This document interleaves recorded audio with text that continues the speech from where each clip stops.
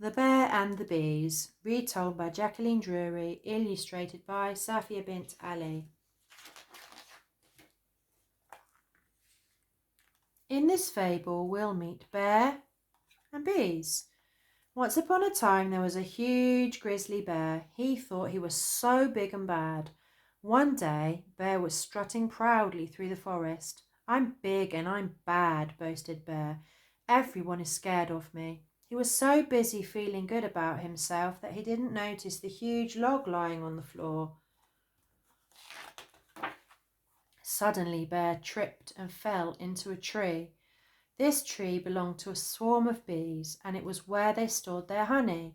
Bear noticed the bees' nest and started tiptoeing around the tree to make sure the bees were not at home. The last thing he wanted was to wake the bees. As he started to relax, he noticed a bee in the distance heading toward the tree. This was the queen of the bees. She saw Bear and thought he was trying to steal honey, so she angrily stung him. Then Queen Bee quickly flew inside her nest. Bear was furious that he got stung and started scratching and banging on the tree. Bear's scratching made Queen Bee angrier. "How dare that bear hit and scratch my tree?" cried Queen Bee. "He knows it is going to break." As Bear kept on scratching, Queen Bee shouted, "That's it! I'm going to wake up all the bees and teach him a lesson." Bear continued trying his best to destroy the bee's nest. By now, the tree was shaking and the roots were coming out of the ground. "How dare this bee sting me?" shouted Bear. "I was not doing anything wrong. I simply tripped and accidentally fell into the tree." Bear hit the tree and the bee's nest shook. "Get out here, you bee, and let me teach you a lesson," he said. All of a sudden, a whole swarm of bees came out and headed towards Bear. "This is not what I meant when I told you to come out. I meant you and only you," cried Bear. "Oh no, what have I done?" Bear was so scared he didn't want to get stung by all these bees, so he started running and shooing away the bees. The bees did not give up. "Shoo!" screamed Bear. "Leave me alone. You don't want me to get my other bear friends. We will surely eat you for dinner." The bees all just started laughing. "You will not have time to find your bear friends," said the bees. "We will catch you faster than you can call out their names."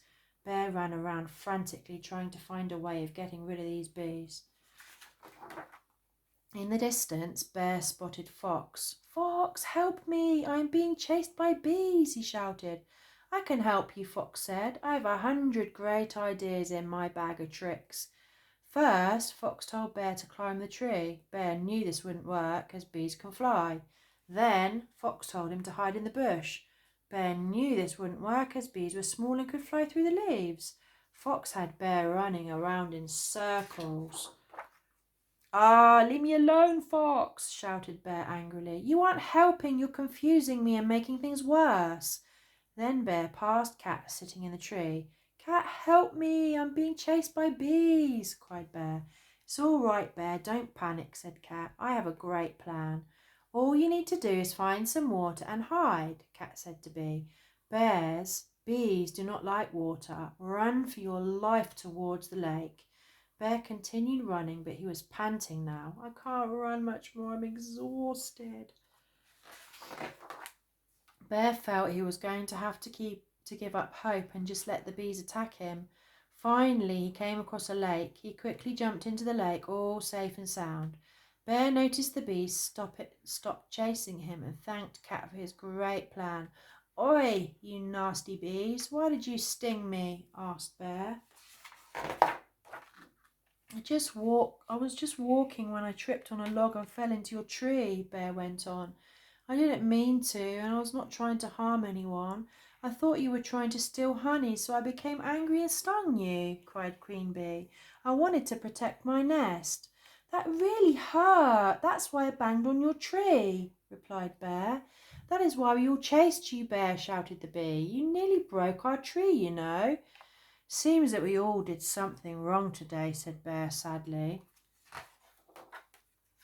I should not have thought you were trying to steal from us, said Queen Bee. I should have asked you why you were near my tree. I'm sorry, Bear. It's okay, said Bear, smiling. I'm sorry I became angry and tried to break your tree down. That is surely worse than a small sting. Ah, isn't this lovely, said Cat. We can all be friends. So now, let's all go and play my favourite game, Cat went on. Let's all go and annoy Fox. Bear and the bees looked at Cat and did not think that was very kind. Just joking, Cat grinned cheekily. All the animals started laughing. Maybe I need to change my plan of having 100 tricks to protect myself, Fox said. My bag of tricks only makes a mess of things. I'll have one plan only, just like Cat. All the animals nodded happily. After all, many of Fox's silly tricks ended up as a big mess. It's a wonderful idea, Fox, said Bear, and I need to stop walking around the forest thinking I'm the best. After all, the smallest of the forest creatures scared me away. The animals all agreed to be better. They walked off into the forest together as friends and lived happily ever after. Don't forget, pick your battles, as some may not be worth fighting. Let's learn about our friends the bees. In the fable, Queen Bee is the one who stings Bear. The queen bee is the biggest bee in a nest, and she is the mother of almost all the bees that live in a nest. She is the only one in the nest that eats a special food called royal jelly. Other bees will eat honey instead.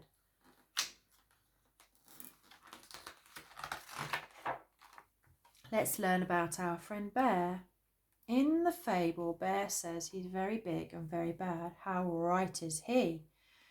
Grizzly bears, like our friend Bear, are indeed quite large. When these bears stand on their back legs, like a human, they can be over 2 meters tall.